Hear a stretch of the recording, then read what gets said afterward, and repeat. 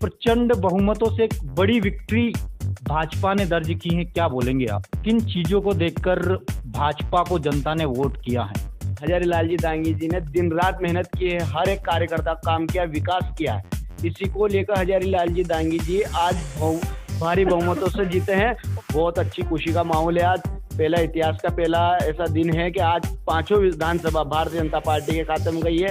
ये विकास के नाम पे गई है। जो राजनेता जीतू पटवारी यहाँ सभा करने आए थे, खुद वो चुनाव हार गए हैं। उन्होंने कहा था मार साहब का तो बुढ़ापा बिगड़ गया, हजारी लाल दांगी जी का तो, लेकिन उनका क्या बुढ़ापा बिगड़ा, उनका तो सुधर गया है। लेकिन जीतू पटवारी जी की तो जवानी बिगड़ गई। मैं बताना चाहता हूँ जीतू पटवारी जी को कि उन्होंने क्या है कि राजनीति को खिलौना समझ रखा था।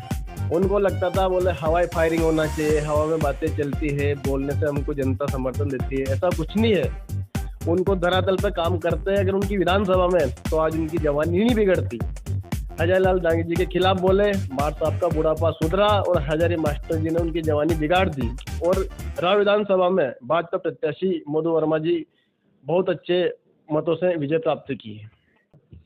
नमस्कार, बहुत स्वागत है आपका और मैं हूं विष्णु। मेरे साथ में भाजपा के कुछ कार्यकर्ता जुड़े हुए हैं। एक तो सभी से पहले तो बहुत बहुत स्वागत है आप लोगों का हमारे चैनल में। सबसे पहले एक प्रचंड बहुमतों से एक बड़ी विक्ट्री भाजपा ने दर्ज की है, क्या बोलेंगे आप? देखिए, पहले तो हम जनता को बहुत बहुत धन्यवाद देना चाहते हैं, खिलचीपुर विधानसभा की, साथ ही पूरी मध्य प्रदेश की, जिन्होंने पूर्ण बहुमत से भारतीय जनता पार्टी की सरकार बनवाने में मदद की है। और बहुत बहुत धन्यवाद सारी जनता को, यही कहना चाहते हैं। किन चीजों को देखकर भाजपा को जनता ने वोट किया है? देखो, इस बार सबसे ज्यादा जो फैक्टर चला है वो लाडली बहना का चला है। इन्होंने पूरी सरकार को इतने प्रचंड बहुमत से बनाया है कि कांग्रेस वाले के सपने में भी बहना ही आएगी। आप क्या कहेंगे? भारतीय जनता पार्टी की प्रचंड बहुमत से जीत दर्ज हुई है, जीत दर्ज की है भाजपा ने। ये जीत को लेकर मतलब क्या है कि ऊपर से लेकर नीचे तक जो काम किया है भाजपा ने, वो काम मतलब सभी को दिखाई दिया। सबने मतलब कई ऊपर रूप से लेकर नीचे तक सारे कार्यों को देखा।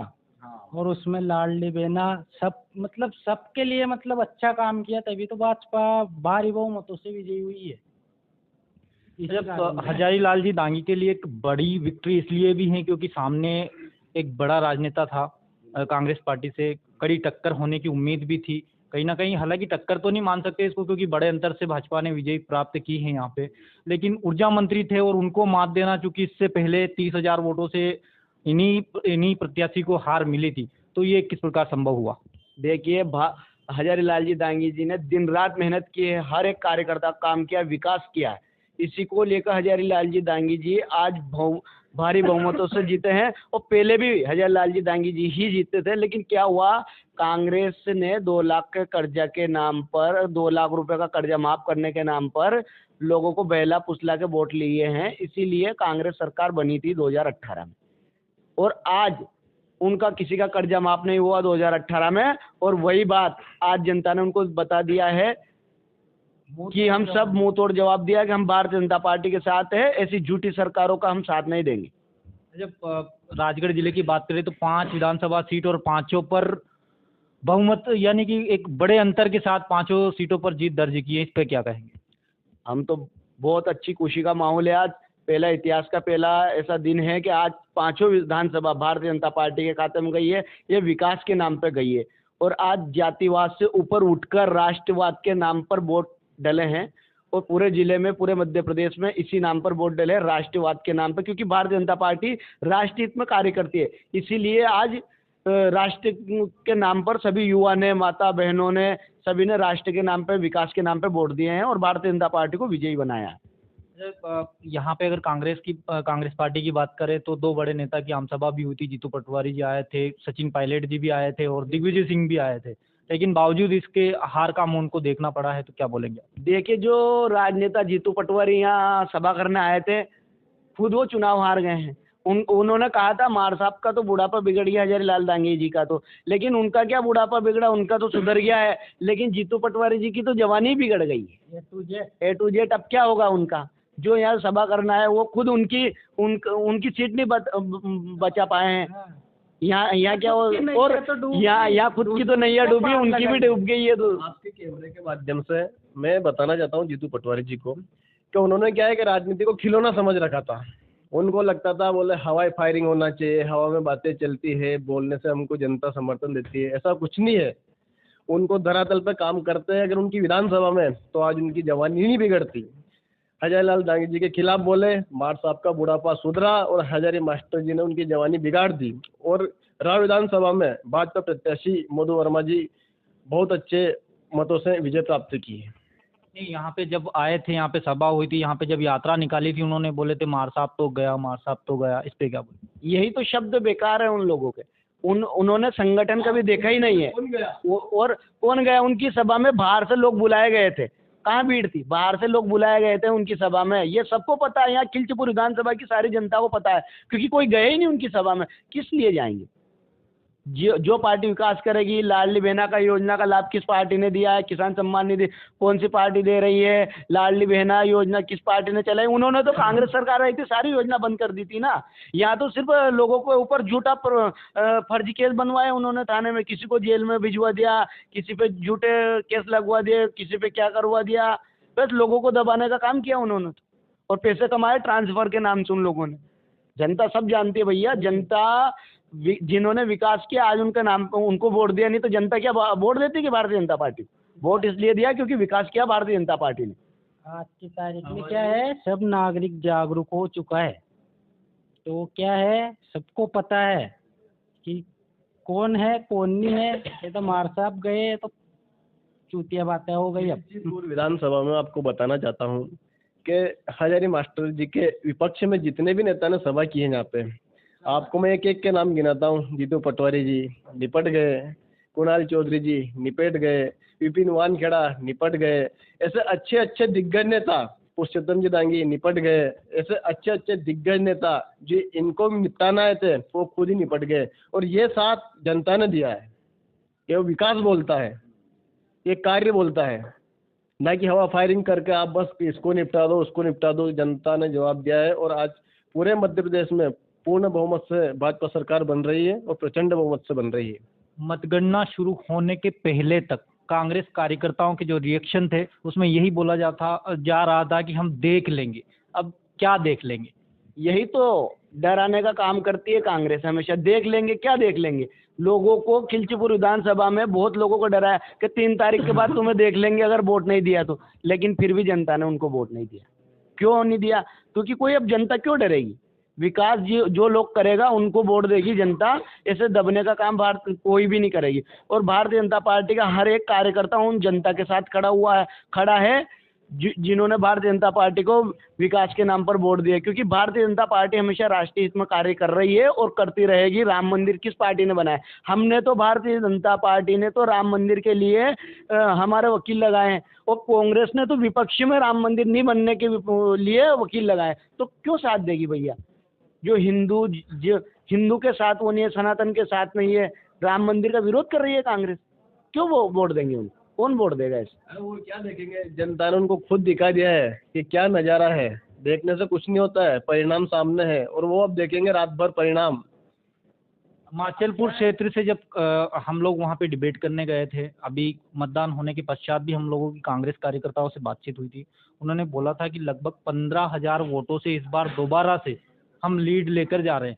और जब आज आंकड़ा आया तो पता चला कि लगभग 1,1200 के समथिंग लीड थी उनकी, 800 वोटों की लीड थी। तो इस पे आप?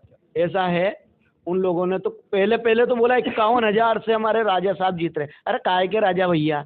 राजा तो भगवान प्रभु श्री राम है हम सबके।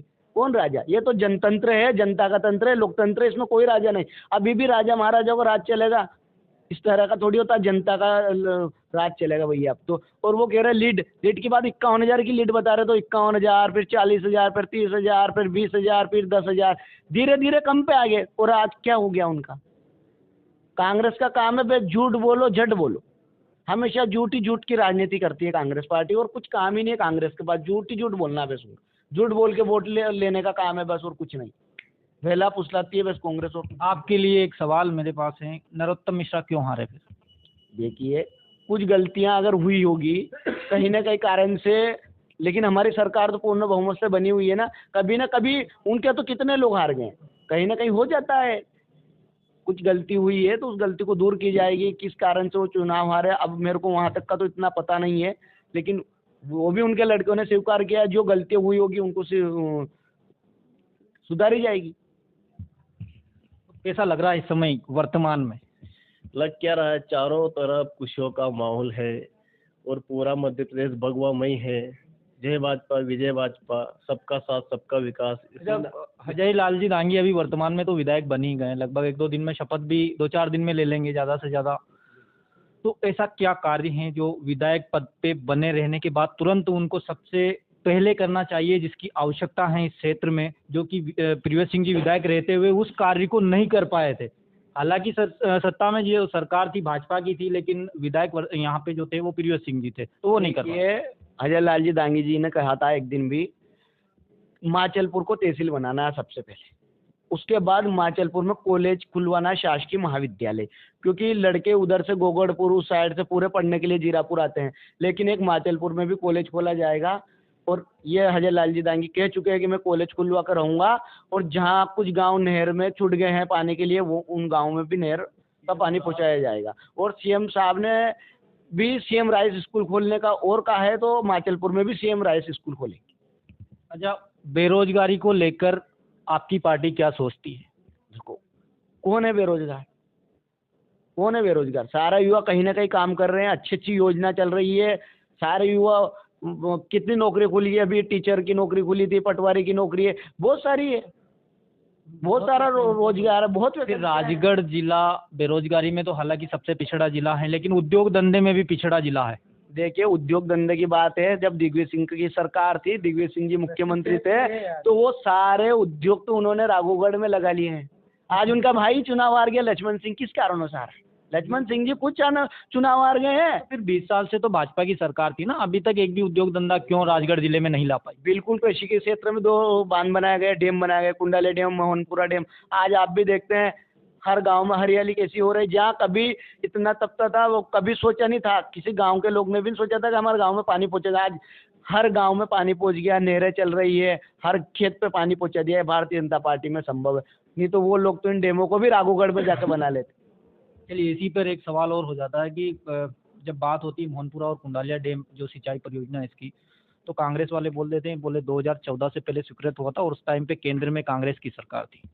देखो, उनके पास बोलने के लिए और है क्या? झूठ बोलो, झपट बोलो, इसके अलावा कोई काम नहीं है। ये हमने बनवाया है, प्रधानमंत्री सड़क का वो खुद बोल देते हैं, बोले कि हमारे विधायक ने बनवाई, तो इनसे ज्यादा और उनको कहाँ तक जाएंगे? वो तो कुछ भी बोल सकते हैं। आज आपको पता है, पूरे मध्य प्रदेश को पता है, पूरी जनता को पता है कि भारतीय जनता पार्टी की सरकार में दोनों बांध बने हैं और दोनों बांध चालू हो गए और किसानों को उसका लाभ मिल रहा है। और कृषि के क्षेत्र में राजगढ़ जिला ये मानो को बहुत अव्वल स्थिति में जाने वाला है।